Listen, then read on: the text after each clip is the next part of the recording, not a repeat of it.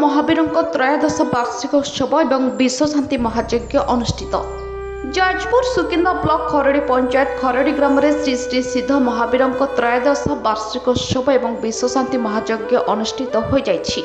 एही यज्ञ 5 दिन धरी चालू रहिथिबा बेले प्रथम दिन अंकुर रोपण, द्वितीय दिन शुभादिवास, सूर्य पूजा, गो पूजा, गुरु पूजा, अग्नि आसादान, तृतीय दिन में सूर्य पूजा, श्री सिद्ध हनुमानंकर महास्नान, षोडश उपचार पूजा, सुंदरा कांडपाठ, घृतयज्ञ एवं नगर परिक्रमा होइथिबा बेले शेष दिन में गीता और चंडीपाठ, घृतयज्ञ, पूर्णाहुति कार्यक्रम अनुष्ठित हो जाइथिबा देखिबाकु मिलिथिबा बेले प्रत्येक दिन सांस्कृतिक कार्यक्रम, भजन कीर्तन हेउथिबा देखिबाकु मिलिथिबा बेले एही पूजा को अधिक सरस सुंदर करबा पई मीना बजार पड़िबा सहित पाखरे रंगीन आलोक झलसी उठी रही खरड़ी पार्क। एही विश्वशांति महायज्ञ में पूर्वतन मंत्री प्रीतिरंजन घड़ाई जोग देथिबा देखिबाकु मिलिछि।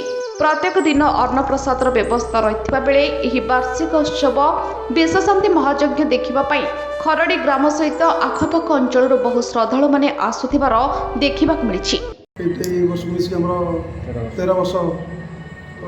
उपनीत है जिते मंदिर आरंभ होता है प्राय पाखापाखि 7 जन पिला आरंभ करूँ कि बर्तमान 107 पहुँचले।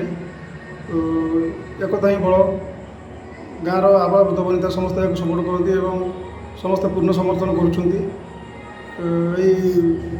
आम आगुरी किसी होना धीरे धीरे वृद्धि पाई बर्तमान मीना बजार गोटे पड़ूँ से पाखापाखि 50 दुकान रोचे।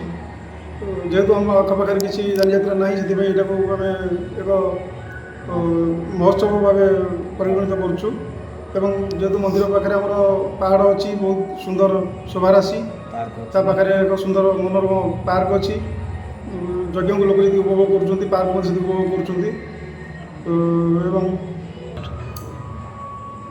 आम यज्ञ जो चली पणा संक्रांति हुए यही वर्ष 12 तारिख आरंभ हो 11 तारिख आरंभ हो 15 तारिख सर जहाँकि आज पूर्णाहुति आम आखपाख पाखापाखि 15-20 गाँ मेला को बुलाक आसुँच। अति सुंदर कार्यक्रम हो 3 दिन जाकर आमर 3 दिन जाक प्रोग्राम रोचे। प्रथम दिन भजन संध्या होता, तापर दिन छोट छोट पिला नृत्य गीत होता है आज से नृत्य गीत चली 3 दिन जाक आम प्रसाद सेवन और दिन राति चली रही। पाखापाखि आज पूर्णाहुति 5000 लोक प्रसाद व्यवस्था कर समस्त पूर्ण सहयोग कार्यक्रम टी समापन कर आसंता वर्ष आहरी आम अधिक किसी करने योजना रखीचु और एक महोत्सव रूप देवाई चेष्टा करूँ। दीर्घ 13 वर्ष धरी आम ये अपंतरा जगह आज लक्षाधिक दर्शक समागम होची। प्रत्येक वर्ष ये पणा संक्रांति रे आमर वार्षिक उत्सव अनुष्ठित होची। सबुदिन संध्यार सांस्कृतिक कार्यक्रम रोची एवं समस्त माने आनंद बजार व्यवस्था रोची।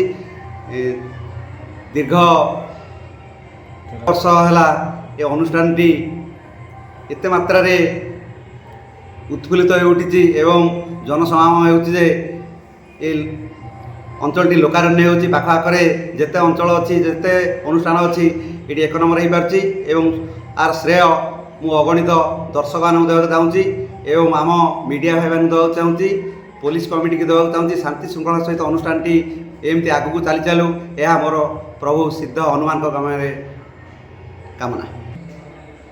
यही प्रोग्राम रे आमर सबुदिन सांस्कृतिक कार्यक्रम रोचे एवं अपर पार्श्व आप देखिपे एक मीना बजार पड़ी जो थी कि पाखापाख अंचल भक्त मैंने आसुँच मीना बजार सुजोग नौ विभिन्न प्रकार सामग्री घर करना जिनिस आरंभ कर घर को नहीं जाऊँगी एवं आज यार सायन दिवस बा अंतिम दिवस पूर्णाहुतिर दिवस